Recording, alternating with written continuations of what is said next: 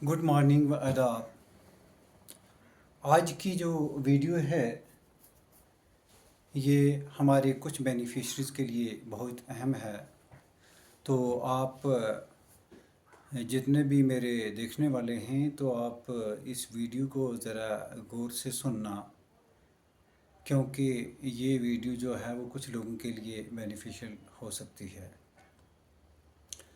जैसे हमारे social welfare ICDS department की तरफ से एक स्कीम चलाई जा रही है PMMVY, और ये स्कीम 2017 से चल रही है, प्रधानमंत्री मातृत्व वंदना योजना। यानी इस स्कीम के तहत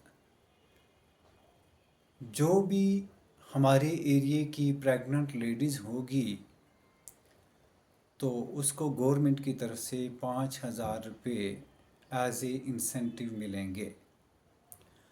और अगर किसी का पहला बच्चा है तो फिर उसका दूसरा बच्चा जब होता है तो वो फीमेल बेबी होती है, यानी दूसरे नंबर वाली उसकी फ़ीमेल बेबी हो तो उसको तब भी इस स्कीम के तहत 6,000 रुपये गवर्नमेंट की तरफ से मिलेंगे।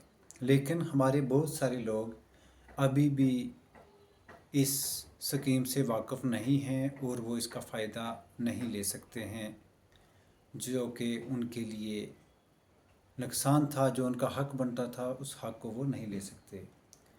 तो इसके लिए सिंपल सा ये है कि जब भी हम देखें कि हमारी वार्ड में, हमारे गांव में जहाँ पे आंगनवाड़ी सेंटर नहीं है या सेंटर है भी, तो आपने देखना है कि जो भी वहाँ की कंसर्न आशा होगी, ये उसकी प्राइम ड्यूटी बनती है कि वो उस बेनिफिशरीज़ को अवेयर करे कि आपको इस स्कीम के तहत इंसेंटिव मिल सकते हैं।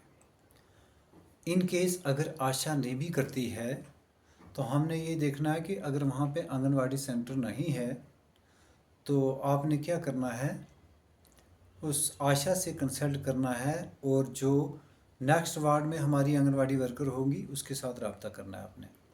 तो उसके लिए आपको कोई इतने बड़े डॉक्यूमेंट की ज़रूरत नहीं है। सिंपल से एक आपका MCP कार्ड, जो हॉस्पिटल कार्ड जिसको हम कहते हैं, मादर चाइल्ड प्रोटेक्शन कार्ड जो हॉस्पिटल में बनता है, एक उसकी कापी चाहिए। एक उस बेनिफिशरीज़ का आधार कार्ड होना चाहिए और एक इसका ई-श्रम कार्ड, अगर ई-श्रम नहीं है तो गोल्डन कार्ड, वो नहीं है तो कोई BPL कैटेगरी वाला सर्टिफिकेट है वो हो, कोई हैंडीकैप हो, या अगर वो भी उसके पास नहीं है तो राशन कार्ड की ID, इसमें से कोई भी एक चीज़, और साथ में आधार और MCP कार्ड, ये 3 चीज़ें आपको अप्लाई करने के लिए चाहिए। फिर आपने क्या करना है कि हमारे हर आंगनवाड़ी सेंटर में एक ID होगी, जिस ID से उस बेनिफिशरीज़ को लॉगिन करना है। यानी आपने वर्कर के पास जाना है और वर्कर ने उस ID से आपको लॉगिन करना है। उसके लॉगिन के लिए आप ये डॉक्यूमेंट आप लेके वर्कर के पास जाएंगी तो वर्कर सबसे पहले पोषण ट्रैकर के ऊपर आपका नाम चढ़ाएगी, क्योंकि उसके लिए फेस कैप्चर का होना ज़रूरी है। तो वो वहाँ पे चढ़ाएगी, फेस कैप्चर करेगी, उसके बाद वो फिर उसका वो फॉर्म ऑनलाइन करेगी। उसके बाद अगर फॉर एग्ज़ाम्पल किसी ने पहले 3 महीने में फॉर्म नहीं भरा है तो वो डिलीवरी के बाद जब तक उसका बच्चा 6 महीने का होता तब तक आप ये फॉर्म फिल कर सकते हो। यानी जब बच्चा 6 महीने का हो जाएगा तब तक भी आप फिल कर सकते हो, या जैसे ही कंसीविंग पीरियड शुरू होगा तो उसके 3 महीने के बाद भी आप भर सकते हो। लेकिन आफ्टर डिलीवरी जो 3.5 महीने की जो इम्यूनाइजेशन होगी, बच्चे की वैक्सीन होगी, उसके लिए फिर दोबारा से उस वर्कर को वो डेट वगैरह वहाँ डालनी होगी। यानी वो उसकी रिस्पॉन्सिबिलिटी है वर्कर की। लेकिन आपने क्या करना है कि आपने ये वाले डॉक्यूमेंट अपने कंसर्न वर्कर को देने हैं।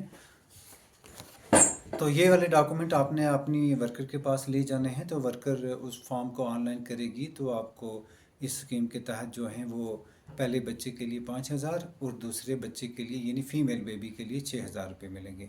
फॉर एग्ज़ाम्पल अगर किसी का पहला बच्चा है और दूसरा उसकी बच्ची है तो उसको टोटल 11,000 रुपये मिल गए। अगर किसी का पहला पहला जिसका भी बच्चा है या बच्ची है वो सबको मिलेगा। लेकिन उसमें एक चीज़ है कि वो लेडीज़ खुद एम्प्लॉयड नहीं होनी चाहिए, यानी गवर्नमेंट एम्प्लॉयड। उसमें हमारी आंगनवाड़ी वर्कर, हेल्पर, आशा ये चल सकती हैं। लेकिन फॉर एग्ज़ाम्पल कोई टीचर है या परमानेंट जॉब करती है तो वो